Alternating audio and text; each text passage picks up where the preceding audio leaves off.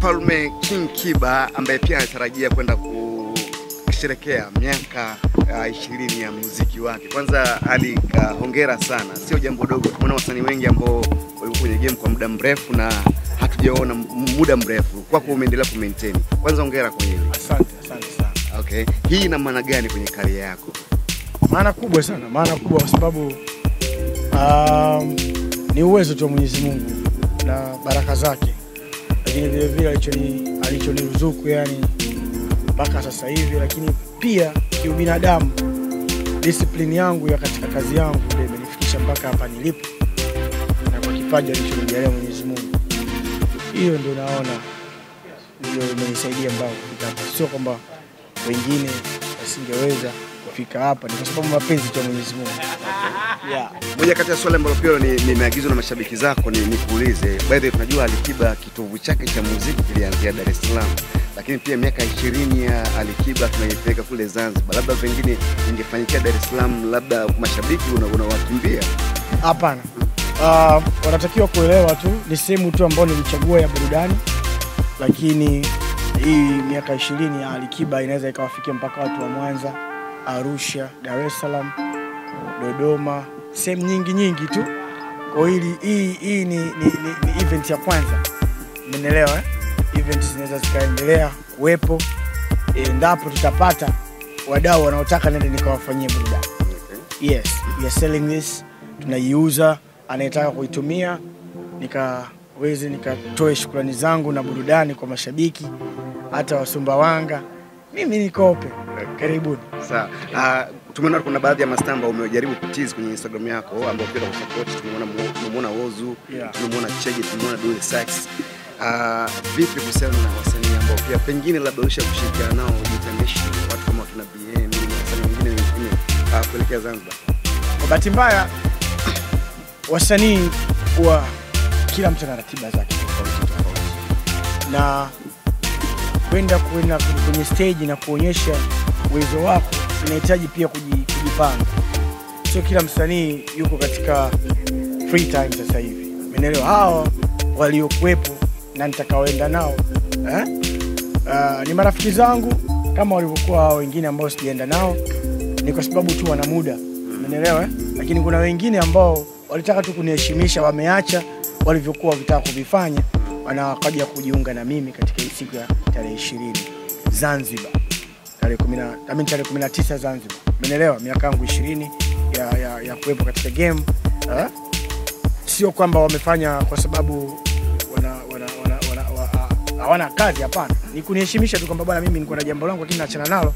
Acha niyo tarehe 19 tu wote Zanzibar. Yeah. Sawa, Ali usingekuwa leo msanii ungekuwa nani? Sijui, Mungu ndiye mwenyewe alipokuwa ananielekeza. Lakini kiukweli kwa maono yangu tu mwenyewe nilikuwa nayaona ni kwamba ningekuwa mcheza mpira au comedy. Kuna watu wanaambia na wachekesha. So yeah. Nadhani ni mchezaji mpira. Kwa licha ya kwenda kufanya show Zanzibar, kwa mimi teteza ambayo nimesikia, Ali Kiba pia kuna namna tunaweza kwenda kupata ingizo jipya Crown. I mean Kings Music, msanii wa kike. Zanzibar. Nah, that won't be proper. Itakuwa ni kiuni sana. Itakuwa nimemheshimisha, ila hatopata ile mileage ambayo unaitaka. Yeah, jambo langu je, nikienda nikafanya kila kitu kwa on point, watu wakafurahia, wewe msanii mtamkumbuka kweli? So that's not sio vizuri kwa kweli. Anahitaji muda wake, na nitawaalika pia waandishi wa habari muweze kumuona, kumhoji na kusikia kitu gani anaweza kuwaletea watu wakampa support. Maana kuna msanii wa kike kutoka Kings. Usivujishe mtihani. Ali, muziki una milima na mabonde. Najua challenge nyingi. Natamani pia kusikia kwa unamaanisha muziki una mtihani? Mtihani.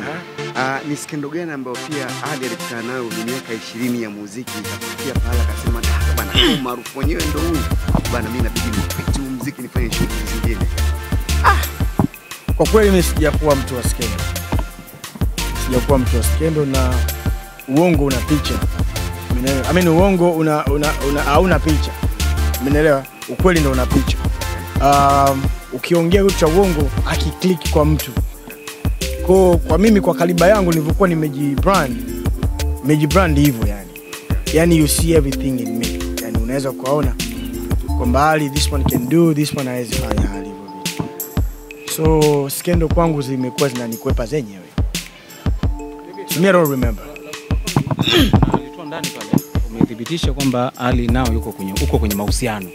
Na kwa sababu unajua ni Muislamu na uenda una utaratibu kwa sababu utahalalisha manake. Labda tutarajie Alikiba kufunga ndoa nyingine. Mahusiano haupo. Sasa kwani sija kuuliza, I don't need to know. It's good kwamba hayo mahusiano yako ni ya nini? Ni ya no nakuuliza, niko serious. Ni ya straight ama ni vipi? Is it straight? Thank God. Thank God. Ukisikia mtu mahusiano yake ni straight, basi unashukuru Mwenyezi Mungu kwamba unatuwakilisha. Manara alikuwa mwalimu wako wa madrasa na juzi tumeona akapata mtihani kidogo kwenye ndoa. Kwa mwalimu amekufundisha madrasa kwa maneno yake na pia usiwe kudhibitisha. Mimi nataka umwambie kitu moja Manara kutokana na hiki ambacho kimetokea, ndoa yake imevunjika. Kwa kweli Manara kweli alikuwa ni mwalimu lakini pia alikuwa mwanafunzi pale madrasa. Nakachomwambia ni kwamba divorce, it's okay. It's okay to divorce. Kupeana talaka Mungu apendi. Lakini inapokuwa inafikia wakati lazima uwe na mtu sahihi. Kwa kweli unakuwa hakuna jinsi. Umeelewa? Haya ni mambo tu ya mitihani ya Mwenyezi Mungu. Mitihani inatokea ya ndoa ni vitu vya kawaida. Umeelewa? Kwa asijisikie vibaya. Sisi ni binadamu, tunafanya mistakes. Umeelewa? Basi labda Mwenyezi Mungu atamjalia, atampata kufanana naye. Hii ni mapito tu, vitu vingine vinapita. Kuachana na mtu ni kuna sababu, kwa sababu kukosa pia ni kupata, kama unavyosema, kwa sababu unapopata faida unasema umepata faida, lakini pia ukipata hasara unasema umepata hasara. Sasa hasara ni mbaya. Unapokosa pia umepata. Thank you so much. Ili kupata habari zote muhimu na moto kila tunapokuwekea hapa, basi usiache kusubscribe YouTube channel yetu Kuchi Media.